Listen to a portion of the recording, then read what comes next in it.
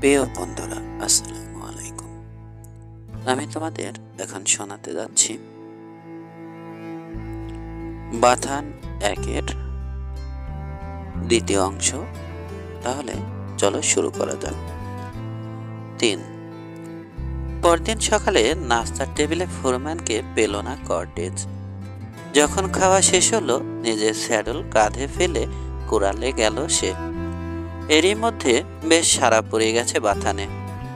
কাউহ্যান্ডা সবাই কোরালে জমায়েত হয়েছে, নিজেদের ঘোড়া বের করে আনছে। আজ কার কি কাজ তার ফিরিস্তি নিচ্ছে ফোরম্যানের কাছ থেকে। ওর নামই ব্লেন, ফিসফিস করে বলল ল্যারি। বছর 35 বয়স, লম্বা পেটা শরীর, রোদে পোড়া মুখ, তোবড়ান গাল। দেখে মনে হয় সারাক্ষণই রাজ্যের বিরক্তি ভর করে থাকে ওকে। সাপের মতো নিঃশব্দ চলাফেরা, প্রতি কদমে মাথাটা ঝাঁকি খেয়ে এমনভাবে এগিয়ে আসে সামনের দিকে যে সরীসৃপের কথা মনে পড়িয়ে দেয়। যে লোকই ওর নামকরণ র্যাটলার করে থাকুক, তার যে দেখবার চোখ ছিল তাতে সন্দেহ নেই। দো আসলা, ভাবল কর্টেজ, এবং বিষাক্ত। ও এগিয়ে যেতে সরাসরি ওর পানে তাকালো ফোরম্যান। ওদের দৃষ্টি দণ্ডযোদ্ধার তরবারির মতো পরস্পর ঢুকে গেল। শুরুতেই একে অন্যকে নিজের শত্রু বলে চিনে নিল। প্রেমের মতোই ঘৃণাও বহু সময় প্রথম দর্শনেই জন্মে থাকে। ফোরম্যানে মুখ খুলল আগে। কর্টেজ না? ভুরু কুঁচকে জিজ্ঞেস করলো। হ্যাঁ, ওটাই আমার নাম, জবাব দিল অপরজন। শেষের শব্দটির উপর চাপ প্রয়োগ করেছিল সে, ফলে দর্শক শ্রোতাদের কেউ কেউ মুখ টিপে হাসল। ব্লেনেরও চোখে পড়েছিল ওই হাসি। ওর মেজাজ আরো খিচড়ে গেল। পুরো কেন যে চালচুলোহীন, যে সে লোককে কাজ দেয় বুঝি না। ঘেউ ঘেউ করে উঠল। বোধহয় বুঝতে পেরেছে বাথানটা তারই। পাল্টা আক্রমণ করল কর্টেজ। এবারকার আঘাতটা সরাসরি। দর্শকদের অনেকেই সশব্দে হেসে উঠল। তর্কে ক্ষতি নিজেরই হচ্ছে টের পেয়ে ঝটপট ভিন্ন রাস্তা ধরল সাপ। মজার লোক মনে হচ্ছে, দাঁত কেলিয়ে হাসল ব্লেন। বেশ বেশ, দেখা যাক তোমার ওই চোয়ালের মতো তোমার হাত দুটো চালু কিনা। তুমি আর ডুরান একসাথে কাজ করবে আজ। আর হ্যাঁ, ওই রোয়ানটায় চড়বে তুমি। বুড়ো আঙুল নাচিয়ে কোরালের এক কোণে বাঁধা দুর্বৃত্ত ঘোড়াটা দেখালো। এবার বয়স্ক কর্মচারীদের মধ্যে খুশির ভাব দেখা গেল, যেন বলতে চাইছে এই নতুন ছোকরা একটু ঢেপো, কিন্তু আমাদের ফোরম্যানও জানে কিভাবে শায়েস্তা করতে হয়। ভাবলেশীন চেহারায় কর্টেজ জবাব দিল, আমি আমার ঘোড়ায় চড়ব। যতক্ষণ আমি এই আউটফিটের ফোরম্যান, আমার হুকুমই এখানে আইন। গদগদ করে উঠল ব্লেন। আমি আমার নিজের ঘোড়ায় চাপবো। পুনরাবৃত্তি করে কোরালে ঢুকে গেল মেক্সিকান। কবজির চকিত মোচড়ে রোয়ানের গলায় দড়ি পরালো সে। তারপর ল্যারির সাহায্যে স্যাডল চাপালো এবং রেকাবে পা রেখে দোল খেয়ে উঠে বসলো। ব্লু ডেভিলের মেজাজের কথা বাথানের সকলেই জানে। ওরা ভেবেছিল এক্ষুনি কর্টেজকে ছেড়ে ফেলবেও, কিন্তু ওদের তাজ্জব করে দিয়ে প্রথমে আর যে কোনো ঘোড়ার মতোই মৃদু আপত্তি জানালো রোয়ান। তারপর হেলতে দুলতে বেরিয়ে এলো বাইরে। ব্লেনের মতলব ছিল খুনি ঘোড়ার পিঠে তুলে দিয়ে কর্টেজের হাড়গোড় ভাঙা, কিন্তু ওর আশার গোড়ায় ছাই পড়ল। তবু দমল না সে, ভিন্ন পথে আত্মতুষ্টির সন্ধান করল। আচ্ছা, তাহলে বুঝতে পেরেছ এখানে বসকে? ভেঙচি কাটলো। আমি ভেবেছিলাম ওটা তোমার লোক দেখান, আসলে তুমি অন্য কোনো ঘোড়ায় চড়বে। তোমার যা খুশি ভাবতে পারো, বলল কর্টেজ। বলেছিলাম আমি আমার ঘোড়ায় চড়ব, তাই করেছি। ইতিমধ্যে ডুরান বেশ খানিক দূরে দূরে চলে গেছে। কর্টেজ ওর পেছনে ঘোড়া ছোটালো। র্যাটলারের হতভম্ব দৃষ্টি ওকে অনুসরণ করলো। ব্যাপারটা কি? বিড়বিড় করলো সে। পলক তুলতেই ওর চোখে পড়ল ফোরম্যানের হেনস্থায় মহা পুলকিত হয়েছে ল্যারি, এবং সেটা গোপন করার ব্যর্থ চেষ্টা করছে। কেন রাটলার, শোনোনি তুমি? কাল রাতে ঘোড়াটা ওকে দান করেছে বুড়ো, প্রশ্ন করলো কাউবয়।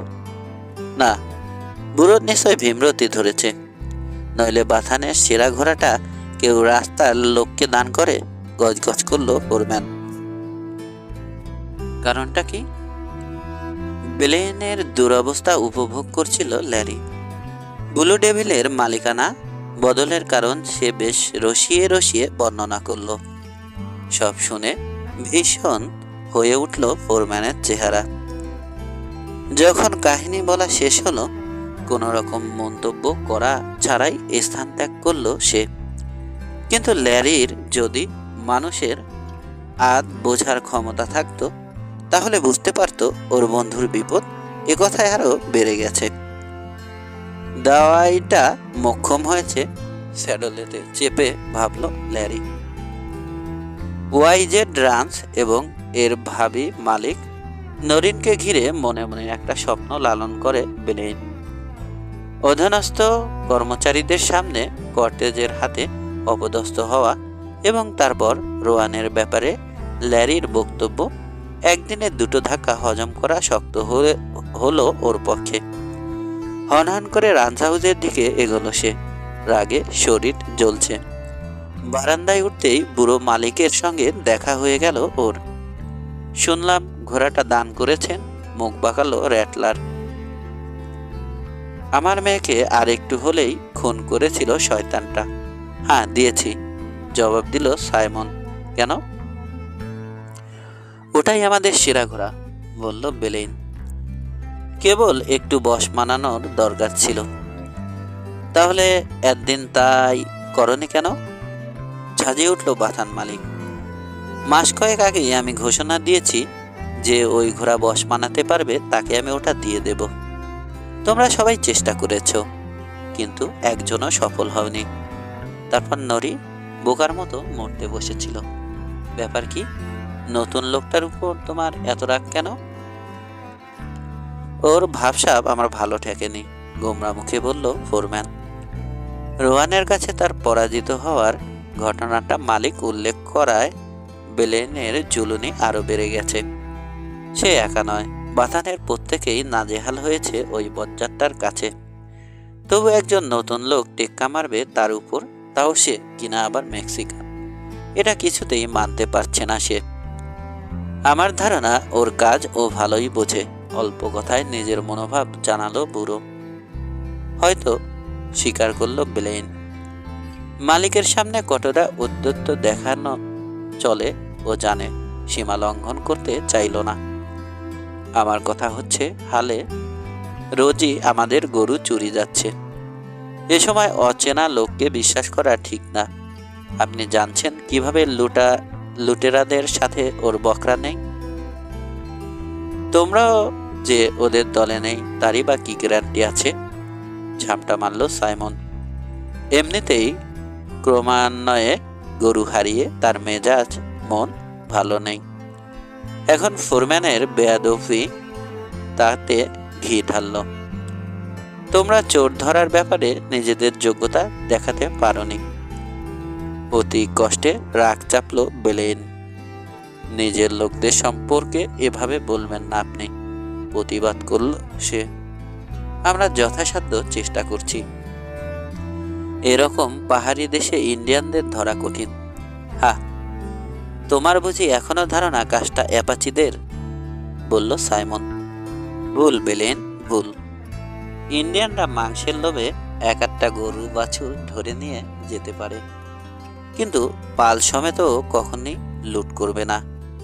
এটা অবশ্যই কোনো সংঘবদ্ধ রাসলারদের কাজ, আর তোমার দায়িত্ব তাদের পাকড়াও করা।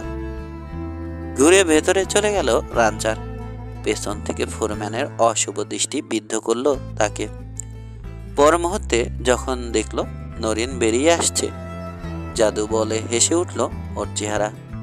মর্নিং মিস নরি, কাল রাতে ওরকম একটা ঝড় গেল, তা সত্ত্বেও কিন্তু সুন্দর লাগছে তোমাকে।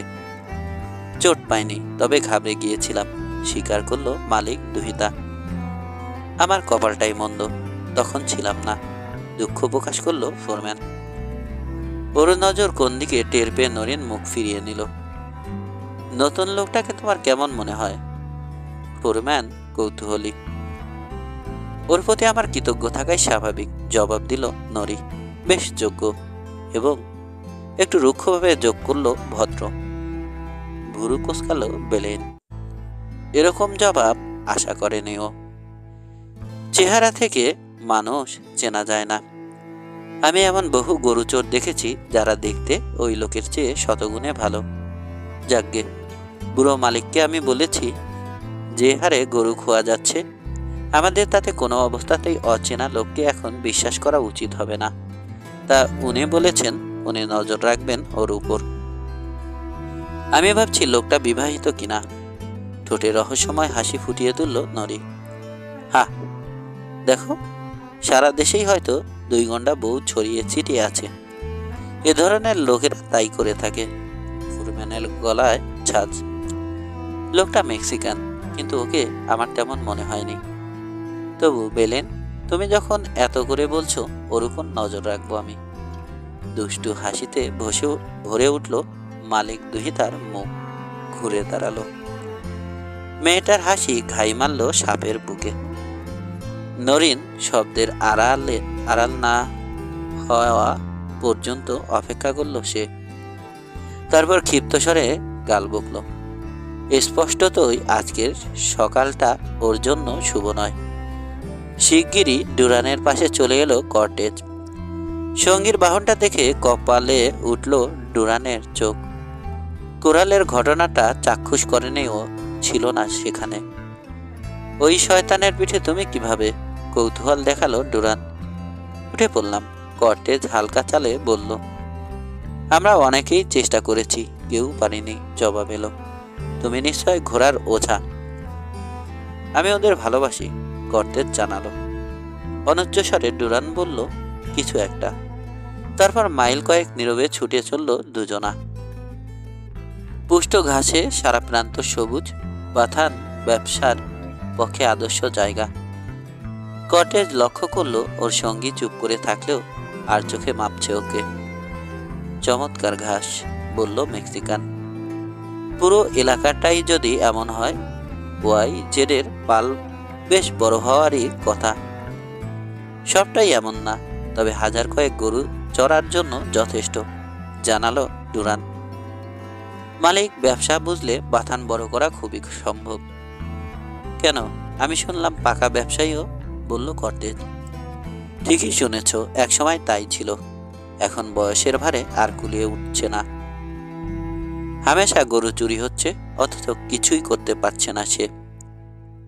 র্যাটলার আছে তাই, নইলে একদিনে একটা রক্তারক্তি হয়ে যেত। র্যাটলার বেশ ভালো লোক না? কৌতূহল প্রকাশ করলো কর্টেজ। তুমিই বললে কথাটা, জবাব দিল ডুরান নির্লিপ্ত স্বর। বলতে পারো কাজের লোক।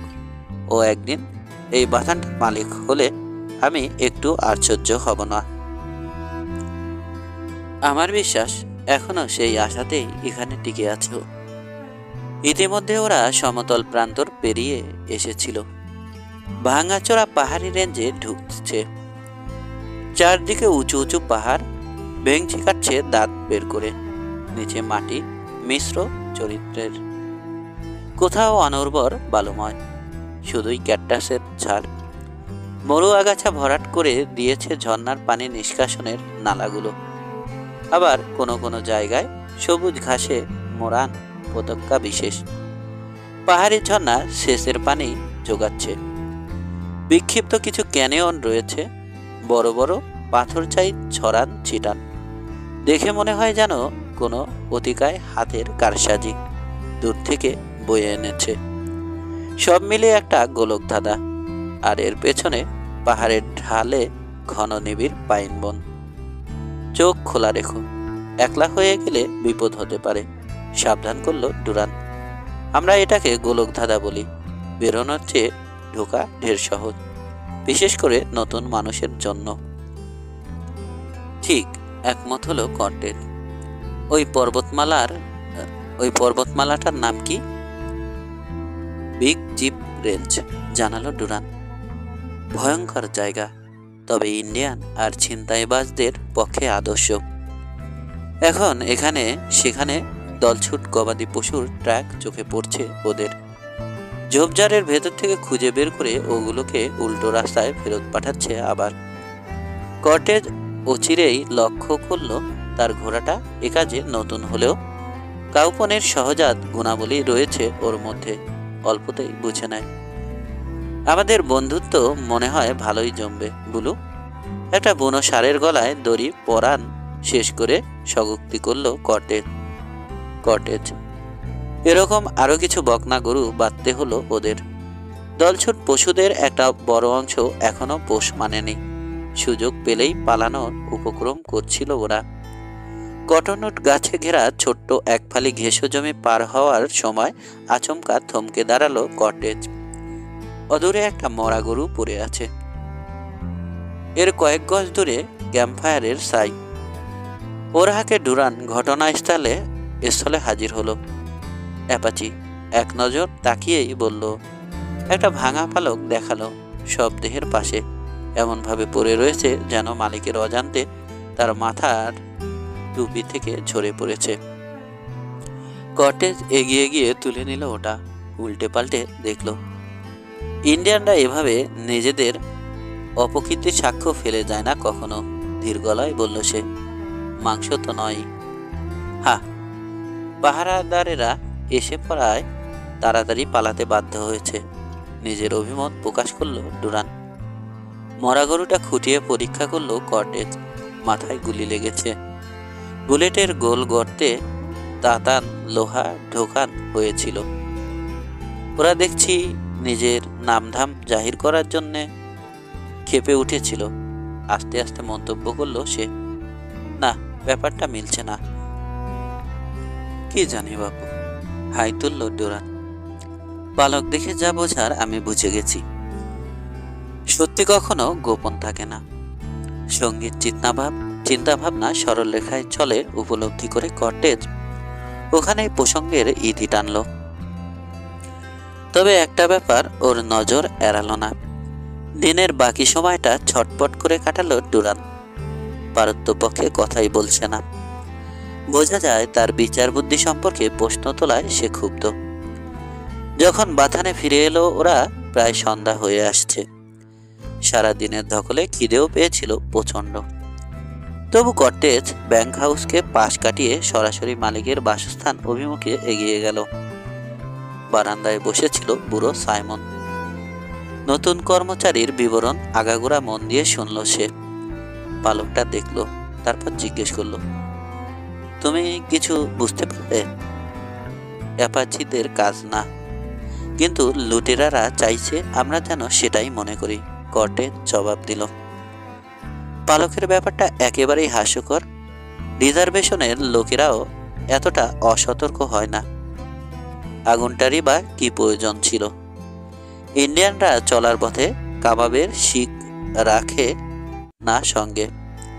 তাছাড়া ওদের ঘোড়ার পায়ে নাল ছিল, ঘাসে ঢাকা টেইলও তা লুকাতে পারেনি। তুমি পিছু নাওনি? না, ব্যাখ্যা করলো কর্টেজ। ডুরানকে উৎসাহী মনে হয়নি। আর তাছাড়া আমি এখানে নতুন, হুকুম পাইনি। বাথান মালিক কিছুক্ষণ গভীরভাবে পর্যবেক্ষণ করলো ওকে, তারপর বলল, এখন পাচ্ছ। আমি এই চুরির শেষ দেখতে চাই। কিভাবে বন্ধ করবে সেটা তোমার ব্যাপার। আর কারোকে জানিয়ে দরকার নেই, পরামর্শ দিল কর্টেজ। আচ্ছা, শুধু বেলেনকে বলে দেব আমি তোমাকে বিশেষ একটা কাজের ভার দিয়েছি। আপাতত তুমি তাতে ব্যস্ত থাকবে, বলল রানচার। কটেজ নিশ্চিত ছিল মালিকের সঙ্গে ওর মাখামাখি সুনজরে দেখবে না ব্লেন। একটু বাদে যখন ফোরম্যান এসে হাজির হলো ওখানে, ওর ধারণা নির্ভুল প্রমাণিত হলো। বিজয় গর্বিত স্বরে ফোরম্যান বলল, বস, ডুরান বলছে আজও সে নাকি গরু চোরদের ট্র্যাক দেখতে পেয়েছে এবং লোকগুলো যে ইন্ডিয়ান তার কিছু আলামতও পাওয়া গেছে।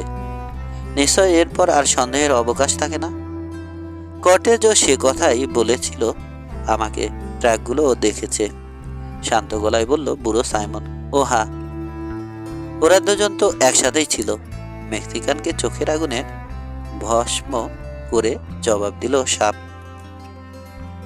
অবশ্য ডুরান আমি ফোরম্যান বলে আমাকেই জানিয়েছে আগে, এবং সেটাই নিয়ম। কটেজ আমার সঙ্গে একমত, কাজটা ইন্ডিয়ানদের নয়, বলল বাথান মালিক।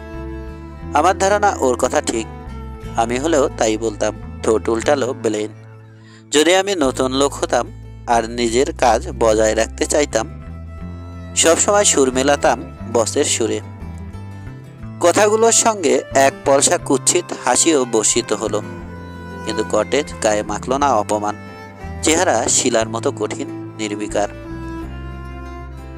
বুড়ো সাইমন শুধু হাসলো শব্দ করে। বেশ তো, তোমার কথাই রইল বেলেন।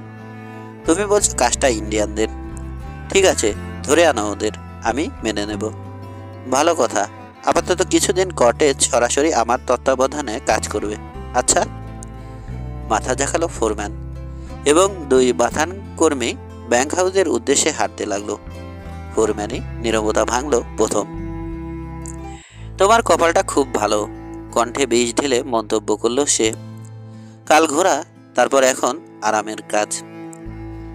বুড়ো কি তোমাকে বলেছে কাজটা আরামের? গলায় মধু ঢালল কর্টেজ। চোর ধরার ভান করাকে আমি অন্তত তাই বলি, ব্লেনের কণ্ঠে চেলেশ। আমিও, জবাব দিল অপরজন। কিন্তু যেখানে চোরেরই পাত্তা নেই কোনো, তখন নিশ্চয় খুঁজে পাওয়াটাও শক্ত হবে। তুমি বলছো রিজার্ভেশন ইন্ডিয়ানরা ওয়াইজেডের গরু লুট করেছে, তা লোক পাঠাচ্ছ না কেন ওখানে? ব্লেন আমল দিল না মেক্সিকানের বিদ্রুপে। ওরা যখন ব্যাংক হাউসে ঢুকলো সবার রাতের খাওয়া প্রায় সারা, কিন্তু ফোরম্যানের হারিপনা মুখ দেখেই বিপদের আভাস পেল বাবুর্চি। বিনা প্রতিবাদে নতুন করে খাবার গরম করে আনলো। একটু বাদেই কটেজ টের পেল তার হাতে পোকার পিঠ ধোলাই হওয়ার খবরটা রাষ্ট্র হয়ে গেছে এবং ঘটনাটা মিশ্র প্রক্রিয়ার জন্ম দিয়েছে বাথানে। যারা তরুণ তাদের অনেকেই এতে খুশি, এবং সেটা তারা রাগ ঢাকের চেষ্টা করল না। তোমার ভয়ে বেজন্মাটা এখন না ভাগলেই বাঁচোয়া, মন্তব্য করলো ডার্টি। ওর কাছে প্রচুর টাকা পাই আমি। চিন্তা করো না, বলল প্রবীণদের একজন। লোকটা দোআঁশলা ইন্ডিয়ান এবং গায়ের রং কালো বলে সহকর্মীরা ওর নাম দিয়েছে নিগার। পিট কারো পাওনা ফেলে রাখে না। কথাগুলো বলার সময় কর্টেজের দিকে বাঁকা দৃষ্টি হেনেছিল বক্তা, কিন্তু মেক্সিকানকে দেখে বোঝার উপায় নেই খাওয়া ছাড়া জগতের আর কোনো দিকে তার খেয়াল আছে। তবু ও শুনতে ঠিকই পেয়েছে এবং এও বুঝেছে হুমকিটা পোকারান্তে ওকেই দেয়া হলো। ধেৎ, আমার বিশ্বাস ও ভাগবে, বলল তরুণ দলের আর একজন। ওই কাউবয়ের নাম সাইমন, কিন্তু মালিকের নামের সঙ্গে অভিন্ন হওয়ায় সঙ্গীরা ওর নতুন নামকরণ করেছে সিম্পল। বিতর্ক চলতে লাগলো এবং ক্রমশ একটা জিনিস পরিষ্কার হয়ে উঠল, ওয়াইজেড আউটফিটে জুয়ারি পিটের বেশ কিছু শুভাকাঙ্ক্ষী আছেন। কটেজ ইচ্ছে করেই আলোচনা থেকে দূরে সরে রইল। যখন খাওয়া শেষ হলো একটা সিগারেট রোল করে বাইরে চলে গেল সে। আসার পথে একবার আর চোখে তাকালো ল্যারির দিকে। হাঁটতে হাঁটতে কোরালের ধারে গেল, রেইলের উপর চড়ে বসে সিগারেট ফুঁকতে লাগলো। খানিক বাদে বার্টন যোগ দিল ওর সঙ্গে। কেমন বুঝেছ? বন্ধুর পাশে বসতে বসতে সহকর্মীদের সম্বন্ধে জিজ্ঞেস করলো সে। সকালের ঘটনাটা শুনেছ?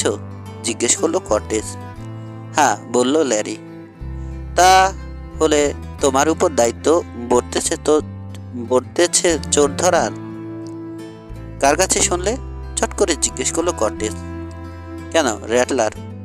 ও লুকোছাপার চেষ্টাই করেনি, জবাব এলো। আমার যেন মনে হচ্ছে ও সহ্য করতে পারছে না তোমাকে। আমারও তাই সন্দেহ, স্বাভাবিক গলায় বলল মেক্সিকান। তবে ঘুম হারাম হওয়ার মতো কিছু না। বুড়ো যদি আমাকেও অনুমতি দিত তোমার সঙ্গে থাকতে, আন্তরিক কণ্ঠে বলল ল্যারি। এলাকাটা আমার চেনা, তোমার না। আমার বিশ্বাস আমি তোমার কাজে আসব। নিশ্চয়, ঠিক আছে। যদি কখনো সাহায্যের দরকার হয় আমি তোমাকে চেয়ে নেবক্ষণ, বলল কটেজ। এর মাঝে তুমি একটু চোখ কান খোলা রাখবে। ওই ব্যাংক হাউসের যদি সন্দেহজনক কিছু চোখে পড়ে বা শুনতে পাও, আমি আশ্চর্য হব না। 4 পরদিন সকালে রোয়ানের পিঠে স্যাডল চাপালো কটেজ এবং মরা গরুটাকে যেখানে আবিষ্কার করেছিল টেইল করার জন্য সেখানে গেল। জায়গায় পৌঁছে অবাক হয়ে গেল সে। সব দেহটা বেমালুম গায়েব হয়ে গেছে। মূল ট্র্যাকের সঙ্গে চারপাশ থেকে আরো অজস্র ট্র্যাক এসে মিলিত হয়ে সৃষ্টি করেছে একটা হেয়ালি। আমার নতুন দায়িত্বের কথা ওরা তাহলে খুব তাড়াতাড়ি পেয়ে গেছে, বিড়বিড় করলো ও। স্যাডলে বসে বিমুগ্ধ দৃষ্টিতে ঘটনাস্থল জরিপ করছিল কর্টেজ। হঠাৎ একটা তীর ছুটে এসে ওর সম্বরটা মাথা থেকে উড়িয়ে নিয়ে গেল। যে ঝোপের ভেতর থেকে আপাত দৃষ্টিতে ওটা এসেছে বলে সন্দেহ করলো, চোখের পলকে ছুটে গেল সেদিকে। কিন্তু দেরি হয়ে গেছে ততক্ষণে। ডাল ভাঙার আওয়াজ, একটা চিৎকার এবং তারপর ছুটন্ত ঘোড়ার শব্দ শুনে পাঁচার বুঝতে পারলো গুপ্তঘাতক পালিয়ে গেছে। টুপির কাছে ফিরে এলো সে, তুলে নিয়ে ক্ষেপণাস্ত্রটা তীক্ষ্ণ দৃষ্টিতে পরখ করলো। ঠিক অস্ত্রটা অ্যাপাচি বটে, মন্তব্য করলো কটেজ। কিন্তু এই দূরত্বে ওর লক্ষ্যভ্রষ্ট হওয়ার প্রশ্নই ওঠে না। ওহো, ওই রেড স্কিন থিওরি মানতে পারছি না আমি। যে ঝোপ থেকে তীরটা উড়ে এসেছিল তার পেছনে গিয়ে বেশ কিছু সিগারেটের গোড়া আবিষ্কার করলো সে। ঘাসের ডগা পায়ের চাপে থেতলে গেছে। সন্দেহ নেই গুপ্তঘাতক অনেকক্ষণ ধরেই অপেক্ষা করছিল ওখানে এবং সাবধান হওয়ার প্রয়োজন বোধ করেনি। ওর পালানোর চিহ্ন স্পষ্ট ফুটে রয়েছে। ওগুলো থেকেও আর একটা সত্য বোঝা যায়। না সিনোর, এরকম জঙ্গলে ইন্ডিয়ানরা বুট পায়ে দেয় না, স্বগোক্তি করল কর্টেজ। ঘোড়ার লাগাম ধরে টেইল অনুসরণ করে 300-400 গজ এগিয়ে গেল। এরপর শেষ হয়ে গেছে টেইল। খুরের চিহ্নগুলো বলে দিচ্ছে অজ্ঞাতনামা আত্মতাই এখানে এসে ঘোড়ায় চেপে পাথুরে পথে সটকে পড়েছে। প্রায় ঘন্টাখানেক অমানসিক চেষ্টা চালালো কর্টেজ, কিন্তু কোনো ট্র্যাক দেখতে পেল না। এরপর সে বিগ চিপ রেঞ্জের পাইন আবৃত ঢালের উদ্দেশ্যে রওনা হলো। দুপুর নাগাদ ও এক ভীষণ দুর্গম অঞ্চলে এসে পড়ল। এমন গহীন জায়গা নিজের দেশেও ও খুব কমই দেখেছে। এখন কর্টেজ উপলব্ধি করছে তার দায়িত্বটা কত কঠিন। গভীর অরণ্য, পরস্পর জড়াজড়ি করে আছে গাছপালা, জায়গায় জায়গায় কোমর সমান ঘাস, পাহাড়ি খাঁজগুলোর মাথায় সারিবদ্ধ পাইন। পুরো এলাকাটাই এত দুস্তর আর আঁকাবাঁকা যে পথ করে এগোন রীতিমতো দুরূহ ব্যাপার। কঠিন কাজ, বলল কর্টেজ। বিরাট একটা বাহিনী অনায়াসে লুকিয়ে ফেলা যায় এখানে। আরো 1-1.5 ঘন্টা ছোটার পর ও ক্ষুদ্র একটা ঝর্ণার দেখা পেল। পারে একটা কাঠের নড়বড়ে কেবিন, উপরে ছন, ক্ষীণ ধোঁয়া উঠছে। নিতান্ত অপ্রত্যাশিতভাবে ফাঁকায় বেরিয়ে এসেছে কর্টেজ। বুঝতে পারছে ঘরে যেই থাকুক নিশ্চয় ওকে দেখতে পেয়েছে, তাই ও এবার একটু সাহসী পদক্ষেপ নিল। এগিয়ে গেল দরজা অবধি। কেউ আছে? চেঁচিয়ে জিজ্ঞেস করল সে। প্রায় তখনই একজন লোক দেখা দিল দোরগোড়ায়, হাতে রাইফেল, কঠিন চেহারা, কাল কোটরগত চোখ জোড়া জরিপ করছে আগন্তুকের আপদ মস্তক। দৃষ্টিতে সন্দেহ। হাউডি বলে অপেক্ষা করতে লাগলো লোকটা। আমি ওয়াইজেডে কাজ করি, বলল কর্টেজ। জানে রোয়ানের মার্কা ইতিমধ্যে প্রকাশ করে দিয়েছে ওর পরিচয়। আমার চোখ আছে, সিলেশ ভরা কণ্ঠ। নতুন লোক, তোমার রেঞ্জ থেকে একটু বেশি দূরে এসে পড়েছ না? পথ হারিয়ে ফেলেছি, হাসলো কর্টেজ। এসো, খাবে কিছু, আমন্ত্রণ জানালো অপরজন। বাইরের মতোই কেবিনের ভেতরটাও মান্ধাতা আমলের। আসবাব বলতে একটা নরবরে আনাড়ি হাতে বানান টেবিল, গোটা 2-3 টুল আর একটা খড়ের জাজিমের বিছানা। এক কোণে শাবল গাইতি আর সোনার গুঁড়ো ছাকার চালনি রাখা। সোনা, চোখের ইশারায় জিনিসগুলো দেখালো কর্টেজ। পাও? ফলাও করে বলার মতো না, জবাব দিল লোকটা।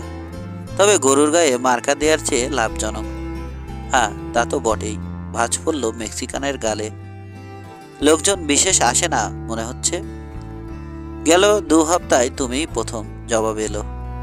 খাওয়া শেষ করে কিছুক্ষণ ওরা নীরবে ধূমপান করলো। তারপর কর্টেজ হালকাভাবে মন্তব্য করল, ইন্ডিয়ানরা জ্বালাতন করে না তোমাকে? চকিতে ছোট হয়ে এলো লোকটার চোখ। তারপর সামান্য ইতস্ত করে বলল, না, ওদের ঘাটাই না আমি। কখনো সখনো দেখা যায় 2-4 জনকে, বোধ হয় তোমাদের গরু চুরির মতলবেই আসে।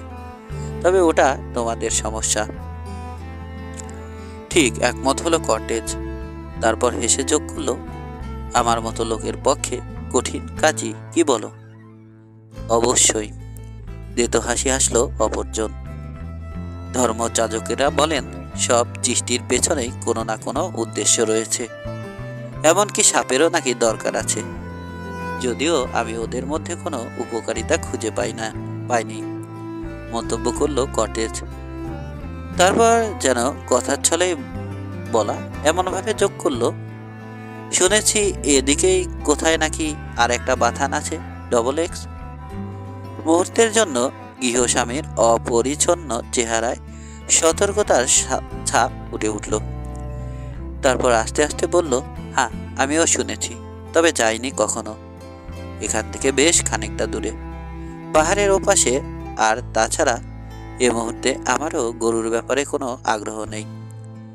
আরও কিছু মামুলি কথাবার্তার পর উঠে দাঁড়ালো পাঞ্চার। বলল, আমাকে তাহলে যেতে হয় এবার। তা ওয়াইজেডের সোজা পথ কোনটা? ঝর্ণা পার হয়ে সোজা দক্ষিণে চলে যাবে। আধ ঘন্টার মধ্যেই অ্যাসেটের রাস্তা পড়বে। ধন্যবাদ জানিয়ে স্যাডলে চাপলো কর্টেজ এবং ঝর্ণা পার হলো। জঙ্গলে ঢোকার মুখে পেছন ফিরল সে। মাইনার তাকিয়েছিল ওর দিকে, হাত নাড়ল।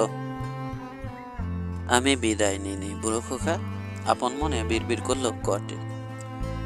আমার অনুমান ভুল না হলে শিগগিরই আবার দেখা হচ্ছে আমাদের। তোমার ওই শাবল গাইতিগুলো মরছে পড়া। তুমি যে 1 তিল সোনাও পাও না তাতে আমার সন্দেহ নেই। টেইলে উঠে ব্লু ডেভিলের রাশ আলগা করে দিল ও রাঞ্চের দিকে উড়ে চলল। বেশ লম্বা পথ। কর্টেজ যখন ঘোড়া কোরালে রেখে ব্যাংক হাউজে এসে ঢুকলো, বেলা ডুবে গেছে। রাতের আহারে বসেছে সবাই।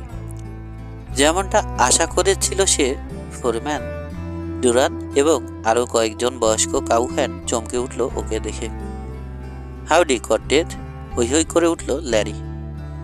রাটলার বলছিল, হয় তুমি পথ হারিয়েছ, নয়তো কোনো সাদাতির আমার দফা ঠান্ডা করে দিয়েছে। আস্তে আস্তে বলল মেক্সিকান, না হে, আসলে পথ গোলমাল করে ফেলেছিলাম। নতুন লোকের জন্য জায়গাটা ভয়ঙ্করই বটে। যারা অন্যের পেছনে লাগে তাদের অমন হালি হয়। পরন কাটল পেলেন। তা পেলে তোমার কোনো লুটেরার খবর? কাজ ঝাঁকালো কর্টেজ। একটাও না সিনর, সব যেন হাওয়ায় মিলিয়ে গেছে। অবশ্য একজন মাইনারের দেখা পেয়েছি। চকিতে সন্দেহের ছাপ ফুটল ফোরম্যানের চেহারায়। তারপর তার ছেলের সাথে বলল, পুরো নাগের নিশ্চয়, আখম্মার ঢেকি। তুমি বুঝি ওর কেবিন তল্লাশি করে দেখেছো কোনো চোরাই গরু টরু মেলে কিনা? ফোরম্যানের রসিকতায় আমোদ পেল বাথান কর্মীরা। একচোট হাসলো প্রাণ খুলে। কর্তেজ যোগ দিল ওদের আনন্দে। এখন ব্লেনের সঙ্গে বিবাদে জড়িয়ে পড়তে চায় না। পরে সুযোগ বুঝে ওই প্রসপেক্টর সম্পর্কে ও ল্যারির কাছে জানতে চাইল। ঢোড়া সাপ, অবজ্ঞার স্বরে বলল ল্যারি। অনেকদিন হলো চেষ্টা করছে, কালে ভদ্রে যদি কখনো এক আধটু শোনা পায় পড়তে যায়। আমাদের এখানে ওকে দেখিনি কখনো, তবে রসদান্তে শহরে যায়। আর হ্যাঁ, পোকার পিঠের সঙ্গে মেলামেশা করতে দেখেছি। তবে ও কিছু না, সে তো আমরা সবাই করেছি। একটুক্ষণ চুপ করে ভাবলো কর্তেজ। তারপর যখন বুঝলো ল্যারিকে বিশ্বাস করা যায়, গরুর লাশ গায়েব হয়ে যাওয়া আর অ্যাম্বুশের কথা জানালো ওকে। শুনতে শুনতে ছানা বড়া হয়ে গেল ল্যারির চোখ। কি সাংঘাতিক না, আটকে উঠল ল্যারি। একজন নয়, আরো বহু লোকের হাত আছে এর মধ্যে। বুড়ো মালিককে বলে আমাকে তোমার পার্টনার করে নিচ্ছ না কেন? মাথা নাড়ল কটেজ। আপাতত রয়েস হয়ে এগোতে চাই। তোমাকে যা বললাম কেউ যেন জানতে না পারে, বলল ও। তোমার উপর বহু কিছু নির্ভর করছে, কিন্তু আমাদের কাজের ক্ষেত্র হবে আলাদা। আর একটা কথা, আমার সাথে তোমার খুব খাতির, এটা কারোকে বুঝতে দিও না। তাহলে তোমাকেও সন্দেহ করতে শুরু করবে। র্যাটলার এমনিতেও দেখতে পারে না আমাকে, ল্যারি বলল। বহু আগেই কাজ ছেড়ে দিতাম, কেবল। বুঝেছি, আর বলতে হবে না। শুনলে আমি হয়তো আবার ভিমড়ে খাবো। স্মিথ হেসে অসমবয়সী বন্ধুকে বাধা দিল মেক্সিকান। এখনই অত উতলা হয়ে না, না দেখা পর্যন্ত কি দাস, না শেষ পর্যন্ত দেখো কি না দেখা পর্যন্ত কি তাস উঠেছে কিছুই বলা যায় না। কারো কারো জন্য হয়তো শক্ত, কিন্তু আমার ধারণা তুমি সবই পারো, ঠাট্টা করলো ল্যারি। পোকার পিঠের মতো আনাড়িকে বোঝা এক কথা, আর মেয়েদের আর এক কথা। যাকে সাইমনের ব্যাপারে জানতে পারলে কিছু? অল্পই জবাব এলো। সোনার ঘরে বন্ধ হয়ে যাওয়ার পরপরই মেয়েকে নিয়ে বসত করেছে এখানে এসে। তাও আজ প্রায় 18 বছর আগের কথা। বাপের সঙ্গে বোধ হয় খুব একটা মিল নেই মেয়ের, কটেজ বলল। মিল? বিষয় প্রকাশ করলো ল্যারি। একেবারে রাত দিন তফাৎ। আর মিল থাকবেই বা কেন? বুড়ো তো মানুষ না, পাথরের মূর্তি। ভুল করেও কখনো হাসে না। এতক্ষণে চেপে রাখা হাসিটা এবার উগলে দিল কর্টেজ। পুষ্প স্বর মনে হয় তোমাকে ভালোই ঘায়েল করেছে। কথাটা তোমার বেলায়ও প্রযোজ্য হতে পারে বন্ধু, তবে সাবধান, সেক্ষেত্রে কিন্তু তোমার একজন প্রতিদ্বন্দ্বী রয়েছে। পরিহাস তরল গলায় বলল ল্যারি। ওর রক্তিম মুখ দেখে বোঝা যায় কর্টেজের ঠিক জায়গা মতোই লেগেছে। ঠাট্টা না কর্টেজ, তোমার সাথে ওর সম্পর্ক হলে আমি বিন্দুমাত্র কষ্ট পাব না। বলা সহজ, খোঁচা মারল কর্টেজ। বন্ধুকে চটিয়ে দিয়ে মজা পাচ্ছে। সময়েই দেখা যাবে সেটা, জবাব দিল ল্যারি। এরপর আলোচনা আজকের মতো মুলতবি করলো ওরা। পৃথক পৃথকভাবে ব্যাংক হাউজে ফিরে গিয়ে ঘুমানোর আয়োজন করলো। বিছানায় শুয়ে কর্টেজের ঘুম এলো না। বাথানকে ঘিরে যে রহস্য দানা বেঁধে উঠেছে, যদি তার সামান্যতম কুল কিনারাও পাওয়া যায়, এই আশায় দিনের সমস্ত ঘটনা এক এক করে খতিয়ে বিচার করতে শুরু করলো। তলে তলে ফোরম্যান যে খোলা পানিতে মাছ শিকারের মতলবে আছে সে বিষয়ে ও নিশ্চিত, কিন্তু এর কোনো প্রমাণ নেই ওর কাছে। আর ও জানে প্রমাণ করাটা নেহাত সহজ হবে না। এমন নয় যে ব্যাপারটা ওকে চিন্তায় ফেলে দিয়েছে। ইতিপূর্বে এর চেয়ে কঠিনতর বিপদের মোকাবেলা করেছে সে। নিজের দেশে সামরিক জান্তার বিরুদ্ধে তো বটেই, মার্কিন মূল্যকে পা রাখার অব্যবহিত পরেই ও জড়িয়ে পড়েছিল এক প্রাণঘাতী সংঘর্ষে। সেই অগ্নিঝরা দিনগুলোর কথা হুয়ান কর্টেজ ওরফে সাবাডিয়ার পরিষ্কার মনে আছে। পুরো আঙ্কল হ্যাপ আর শেরিফ জো টমসনের চিঠি ভুলতে পারেনি ও, যেমন পারেনি তার এক সময়ের বিপ্লবী সাথী জর্জ লুতেরো আর লুইয়ের কথা। আঙ্কল হ্যাপ ওকে বলেছিল ওর চাবুকটা যেন ও পারত্যপক্ষে কারো সামনে বের না করে, ওটা কেউ দেখলেই তার কাছে ওর পরিচয় ফাঁস হয়ে যেতে পারে। বুড়ো সেই উপদেশ সাবাডিয়া মেনে চলতে চেষ্টা করে। নাগেট যদি এর সঙ্গে জড়িত থাকে, ওর সফরের কথা বন্ধুদের কাছে জানাবে সে, অনুমান করলো কর্টেজ। সিদ্ধান্ত নিল পরদিন ভোরে ওই মাইনারের ডেরায় সংগোপনে ঢু মারবেও। পরবর্তী পদক্ষেপ স্থির হয়ে যেতে মাথা হালকা হয়ে এলো সাবাডিয়ার। পাশ ফিরে ঘুমিয়ে পড়ল। সকালে সবার আগে বিছানা ছাড়ল সে, কারো ঘুমের ব্যাঘাত না ঘটিয়ে কাপড় চোপড় পরল। তারপর বাবুর্চির ঘরে গিয়ে তাকে ঘুম থেকে ডেকে তুলে জানালো বাথান মালিকের একটা জরুরি কাজে এখনই বেরিয়ে পড়তে হচ্ছে ওকে। সুতরাং বাবুর্চি যেন ওর সকালের নাস্তা আর দুপুরের খাওয়ার একটা ব্যবস্থা ঝটপট করে দেয়। কাক ভরে জাগিয়ে দেয়ায় মহা বেজার হলো লোকটা, কিন্তু যেহেতু মনিবের কাজ, কটেজের খাবার দাবার গরম করে এগিয়ে দিল। তোমরা সবাই যদি এভাবে নিজেদের মর্জি অনুযায়ী এক এক সময় খেতে শুরু করো, গজগজ করে উঠল সে, আমি কাজ ছেড়ে দেব। এই বাথানের হয়েছেটা কি? আধ ঘন্টা আগে র্যাটলার এসে নাস্তা চাইল, তারপর এখন তুমি? এটা কটেজের জন্য একটা তাজা খবর। র্যাটলার ওর আগেই বেরিয়ে গেছে। সাপ কোথায় যেতে পারে জিজ্ঞেস করায় মুখ ঝাপটা মারল বাবুর্চি। তার আমি কি জানি? ও কারোকে কিছু জানিয়ে করে বলে তোমার মনে হয়? তোমার ব্যাপারেও তুমি কিছু বলনি আমাকে। আমিও প্রচার পছন্দ করি না, মুচকি হেসে বেরিয়ে পড়ল কর্টেজ। পেছনে নাখোশ বাবুর্চি সাঁতরাচ্ছে। এরপর যদি আবার কেউ অসময়ে খাবার চায়, তার একটা দফা রফা করবে সে। বড়ম্যানও একই উদ্দেশ্যে বেরিয়ে থাকবে অনুমান করে সতর্কতার সঙ্গে অগ্রসর হলো কর্টেজ। সম্ভব হলে ঝোপঝাড়ের মধ্যে দিয়ে চলছে, ঢাল বা টিলার মাথা এড়িয়ে যাচ্ছে। পথে কোথাও ব্লেনের টিকিটাও দেখতে পেল না ও। অবশেষে যখন মাইনারের কেবিনের কাছাকাছি এসে পড়ল, একটা ঝোপের ভেতর থেকে সাবধানে গলা বাড়ালো। দরজার বাইরে অপেক্ষামান একটা ঘোড়া চোখে পড়ল ওর। ছাড়া অবস্থায় রয়েছে। বুলুকে ওখানে রেখে কিছু দূর এগিয়ে গেল কর্টেজ। ঘোড়ার নিতম্বে ওয়াই জেডের মার্কা দেখতে পেল। এদিক ওদিক তাকাতে ঝর্ণাটার যে অংশ খুব সরু, সেখানে একটা ভাঙা গাছ ওর চোখে পড়ল।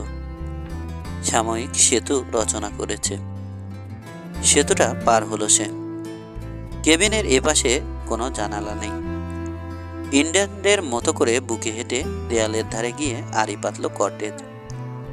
মনুষ্যকণ্ঠের আওয়াজ পাওয়া যাচ্ছে ভেতরে ফোরম্যান আর বুড়ো মাইনারের। এখন তুমি জানলে নাগেট, বলছে ব্লেইন। ও থাকুক, আমরা তা চাই না। অতএব ফের যদি কখনো আসে এদিকে, গুলি করে খুল্লি উড়িয়ে দেবে। কেউ জিজ্ঞেস করতেও আসবে না। আর যদি আসো, তুমি একটু হুঁশিয়ার থাকলেই ব্যাপারটাকে ইন্ডিয়ানদের অপকীর্তি বলে অনায়াসে চালিয়ে দেয়া যাবে।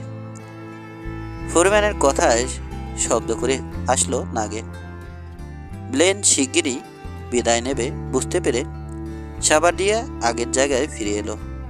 একটু বাদে দেখা গেল সাপকে স্যাডলে চেপে রওনা হয়ে গেল বাথান অভিমুখে। ধৈর্য ধরে ওখানেই বসে রইল কর্তেজ। প্রায় আধ ঘন্টা পর নাগেট বেরিয়ে এলো, হাতে স্যাডল আর ল্যারিয়েট। কেবিন থেকে খানিক দূরে গাছপালার মাঝে ছোট্ট কোরাল। একটা মাত্র ঘোড়া রয়েছে ভেতরে, কুৎসিত চেহারার কাউপার নেই। ওটার পিঠে চেপে একটা ভাঙাচোরা পাহাড়ি টেইল ধরল নাগেট। বেটা ডবল এক্সে যাচ্ছে, স্বগোক্তি করল কর্টেজ। যাই, অনুসরণ করি ওকে। বহুদূর থেকে সামনে লোকটার পিছু নিল সে। বিস্পিল বন্ধুর টেইল। পথের এখানে সেখানে ঘন আগাছার প্রতিবন্ধক। বোঝা যায় টেইলটা বিশেষ ব্যবহৃত হয় না। ধীরে সুস্থে এগোচ্ছে নাগেট। একবার কটেজ আর একটু হলেই ওর ঘাড়ের উপর উঠে পড়ছিল। তাড়াতাড়ি রাশ টেনে ধরল সে। শিকার হারাবার ভয় ও করছে না, কারণ নরম মাটিতে পনির খুঁড়ের ছাপ রয়ে যাচ্ছে। ঘণ্টাখানেক এক নাগাড়ে চলার পর একটা গভীর উপত্যকার কিনারে এসে থামল কর্টেজ। কাছে পিঠে গাছপালা নেই, প্রান্তরকে মনে হয় সবুজ কার্পেট। দীর্ঘ ঢালের মাঝামাঝি জায়গায় নাগেটকে দেখতে পেল সে। হেলে দুলে উপত্যকার ওপাশে এগিয়ে যাচ্ছে। নাগেট দিগন্তে মিলিয়ে না যাওয়া পর্যন্ত অপেক্ষা করল কর্টেজ, তারপর অনুসরণ করল জোর কদমে। যা ধারণা করেছিল সে, গায়েব হয়ে গেছে মাইনার। কিন্তু পাইন আর আগাছা পরিপূর্ণ দীর্ঘ চড়াইতে ও টেইল উঠে আছে। ছোটার বেগ বাড়ালো কর্টেজ। উপত্যকায় যেটুকু সময় অপচয় হয়েছে সেটা পুষিয়ে নিতে চাইছে। একটা টিলার পাশ কাটিয়েই আচমকা রাশ টানল সে। সামনে হাতের ডানে চওড়া টেইল, তাতে অসংখ্য গরু বাছুর আর ঘোড়ার ট্র্যাক। ফলে নাগেটের ঘোড়ার ছাপ আর আলাদাভাবে চেনা যাচ্ছে না। কপাল চাপড়ালো কর্টেজ। নিকুচি করি, বলল সে। ব্লু, আমাদের এখন আন্দাজে এগোতে হবে, কিন্তু এই জায়গায় এতটা কেন? ডানে মন নিল রোয়ান। ঘোড়ার ইচ্ছায় বিনা প্রতিবাদে মেনে নিল ওর মনি। কর্টেজ যুক্তিতে বিশ্বাসী হলেও কিছু কিছু সংস্কার মানে, এবং একজন জুয়ারির যেমন থাকে ওরও পরিস্থিতি বোঝার সহজাত ক্ষমতা রয়েছে। জানে এসব ক্ষেত্রে ঘোড়ার উপর নির্ভর করলে সচরাচর ঠকতে হয় না। মাইলের পর মাইল টেইল ধরে ছুটে চলল ওরা। থেকে থেকে ছোটখাটো টিলা বা গাছগাছালির ভিতর দিয়ে বাঁক নিচ্ছে অজস্র চড়াই উতরাই। ইচ্ছে করলেই যে কেউ গরু পাচার করতে পারবে এই পথে, বিড়বিড় করল মেক্সিকান, এবং প্রচুর পরিমাণে। ঘণ্টাখানেক অবিরাম ছোটার পরেও নাগেটের সন্ধান পেল না কর্টেজ। উপরন্তু ক্যাটল টেইলটা একটা প্রশস্ত অথচ অগভীর ঝর্ণার পাড়ে এসে শেষ হয়ে গেল। ঝর্ণাটা নেমে এসেছে অন্ধকারাচ্ছন্ন সরু এক ক্যানিয়ন থেকে। ওই ক্যানিয়নের ভিতর কিছু দূর এগিয়ে গেল কর্টেজ। পর্যবেক্ষণ করল ঝর্ণার পার, কিন্তু কোনো ঘোড়া বা গরু বাছুরের পায়ের ছাপ দেখতে পেল না। ঝর্ণার দুই তীরেই পাথর চাই ছড়ান ছিটান। বিক্ষিপ্ত কিছু গাছপালাও রয়েছে। সামনের নাক বরাবর সোজা আকাশমুখী উঠে গেছে খাড়া দেয়াল। পাঞ্চার বুঝতে পারল ক্যানিয়নটা কানা। গুরুত্ব ডানা থাকে না, আপন মনে বলল সে। টেইলটা যেখানে শেষ হয়েছে সেখানে ফিরে গেল। ঝর্ণা অতিক্রম করে নুড়ি বিছান জমিতে উঠল। মাইল দেড়েক চওড়া, তার ওপাশে আবার ট্র্যাকের দেখা পেল কর্টেজ। অনুসরণ করল সে। এখন গভীর বনের ভেতর দিয়ে এগোচ্ছে। কিছুক্ষণ পর খোলামেলা ঘেঁষো জমিতে নেমে এলো। তারপর ফের উঁচু নিচু টেইল, মাঝে মাঝে নিরেট পাথরের গলিপথ। আবার কোনো কোনো গলিপথে দু চারটে জংলা গাছের দেখা মেলে। এরকম একটা গলি থেকে বেরোতেই বেশ বড়সড় একটা আরণভূমির দেখা পেল কর্টেজ। পাহাড়ে ঘেরা, ঢালে সারি সারি গাছ, নানান জাতের। তৃণভূমির এক প্রান্তে গুটি কতক কাঠের বাড়িঘর আর কোরাল। দূরে অনেকগুলো সাদা কালো বিন্দু চোখে পড়ল ওর। বুঝতে পারল ঘেঁষো জমিতে গরু চড়ছে। প্রথম দর্শনে মনে হলো কোনো লোকজন নেই। তারপর ও যখন এগিয়ে গিয়ে চিৎকার করে ভেতরে কেউ আছে কিনা জিজ্ঞেস করতে নিল, দোরগোড়ায় আবির্ভূত হলো এক লোক। ওর স্বাভাবিক চেহারা দেখে কর্তেজ বুঝতে পারল পথেই ওদের দৃষ্টি আকর্ষণ করেছে সে। স্বাস্থ্যবান, পুরুতন, এক চোখে কালো পট্টি। লোকটার চেহারায় এক ধরনের ধূর্ততার ছাপ এনে দিয়েছে ওটা। কোমরের হোলস্টারে রিভলভার আলতোভাবে রাখা, বুটের ভেতর থেকে উকি দিচ্ছে একটা ছুরির বাট। আপনার নুন সিনর, অভিবাদন জানালো কটেজ। এটাই বোধ হয় ডবল এক্স রাঞ্চ। তাই সংক্ষেপে সারল অপরজন। আর তুমি নিশ্চয় ওয়াইজেড এর সেই নতুন লোক যার সঙ্গে গোলমাল হয়েছে পোকার পিঠের। উপর নিচ মাথা ঝাঁকালো কর্তেজ, হাসছে। জোচ্চুরি জিনিসটা আমার একদম সহ্য হয় না, বলল ও। আশ্চর্য, বাতাসের আগে ছড়া এসব কথা। কাল আমি শহরে গিয়েছিলাম, তাড়াতাড়ি ব্যাখ্যা করলো কালপট্টি। কটেজ মনে মনে হাসলো। তা এত দূরে কি মনে করে? হারান গরু খুঁজতে বেরিয়ে এখন নিজেই পথ হারিয়ে ফেলেছি, বলল কটেজ।